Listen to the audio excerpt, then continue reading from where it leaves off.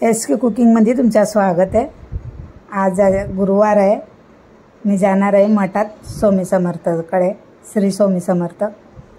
त्याच्यासाठी मी लाडू बनवते आणि आपले गणपती बघा तयार होत आहेत। आता गणपती पण बघा तुम्ही, बुकिंग करायला आलो होतो आम्ही।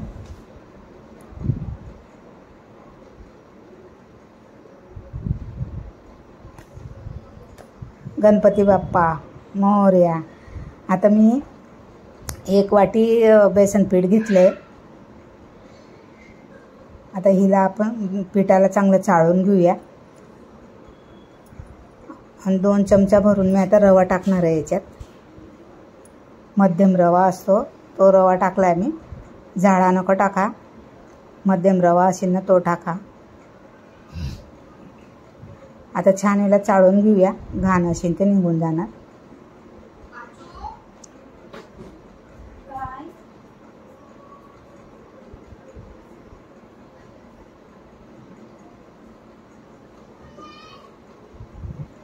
आता ते एक चमचा भरून मी तेल टाकते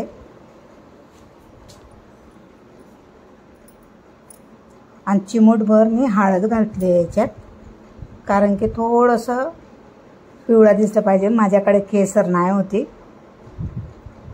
तर मी थोडीशी हळद घातली।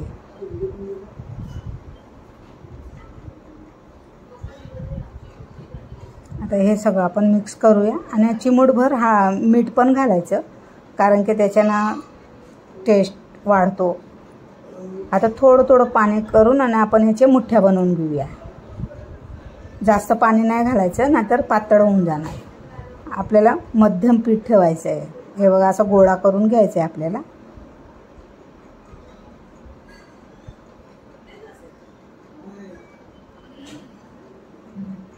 हे बघा छान असं पीठ मळून झालं। पीठ कसं मळतो आपण पिठाचं, तसंच पीठ मळायचं आहे आपल्याला। तर हे पीठ मी असं मळून घेतले आणि ह्याचे मी आता मुठ्ठ्या बनवणार आहे। जेवढ्या बनतील तेवढ्या 4-5 छोट्या छोट्या मुठ्ठ्या बनवायच्या आहेत आपल्याला। आता हे बघा पीठ आपलं मळून झालं आहे। आता आपण छोटे छोटे गोळा करून घेऊया आणि असे हातात घेऊन आणि अशी मुठ्ठी दाबायची। हे बघा ही मुठ्ठी तयार झाली आहे आपली। तर अशाच सगळ्या मुठ्ठ्या तयार करून घेऊया। थोडंसं मध्ये पिठाला पण असं दाबत राहायचं, म्हणजे अजून चांगलं हे होतं। हे बघा अशा मुठ्ठ्या बनवून घेऊया।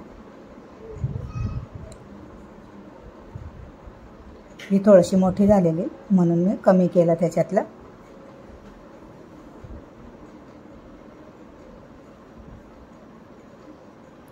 आता हे बघा आपल्या 5 मुठ्ठ्या तयार झाल्यात 1 वाटी पिठामध्ये।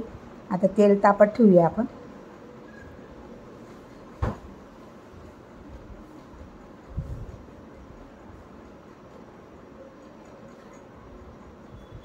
आता मी हे तेलात टाकून दिले, तेल गरम झालं होतं।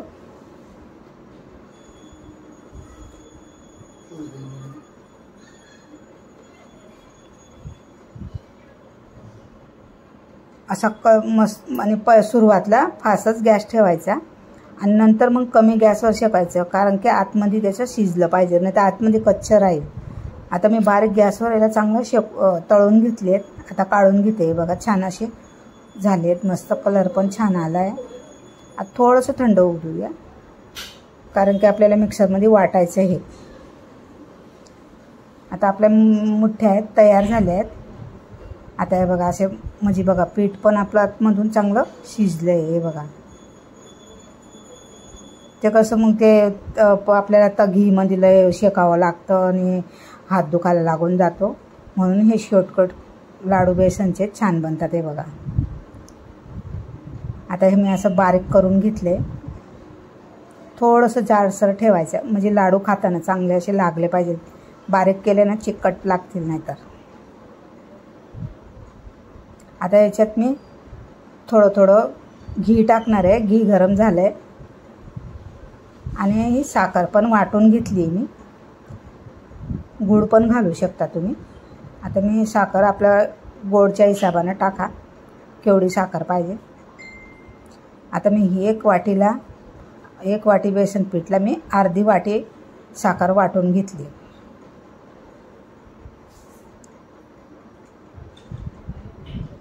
आणि 2 ते 3 चमचा भरून मी मिल्क पावडर टाकलं आहे. तुमच्यावर आहे, टाकणं नाही टाकणार, ऑप्शनल आहे, मी असंच टाकलं आहे. आणि एलची पावडर टाकायची आहे बघा, एलची पावडर टाकली आहे मी. आणि याला चांगलं मिक्स करायचं. आपल्या मुठ्या तळून घेतले ना, त्या पहिले थंड होऊ द्यायचं, जास्त थंड नाही, थोडंसे गरम राहू द्यायचं. आणि साखर मग त्याच्यात अशी विरघळली पाहिजे. आता हे बघा, मी घी आहे ना, घी गरम करून घेतले आणि ते लागता टाकूया, एकदम नाही टाकायचं, नाही तर घीचं लाडूचं सगळं घी वावणार, बाहेर पडणार मग घी. सॉरी वावणार बोलले मी. आमची मग खानदेशी भाषा येते ना. घी निघणार, मग असं टपकत राहणार. लागता टाकायचं आपल्याला.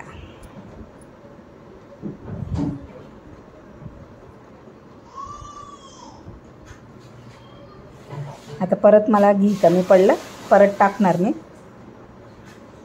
आता लाडू असे बघा चांगले मुठ्ठीमध्ये येत आहेत, चांगले वळून घेऊया आपण. हे बघा छान असे मस्त बनत आहेत बघा लाडू.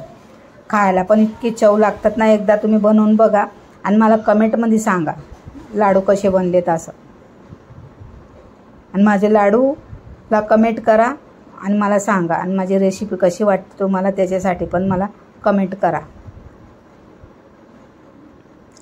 लाईक शेअर सबस्क्राईबर करा. मी बोलत नाही पण तुम्हाला सांगते, कारण की तुम्ही मला खूप प्यार देतात, म्हणजे सबस्क्रायबर वाढत आहेत, व्ह्यूज वाढत आहेत, त्याच्यासाठी अजून थोडंसं मेहनत करा माझ्यासाठी.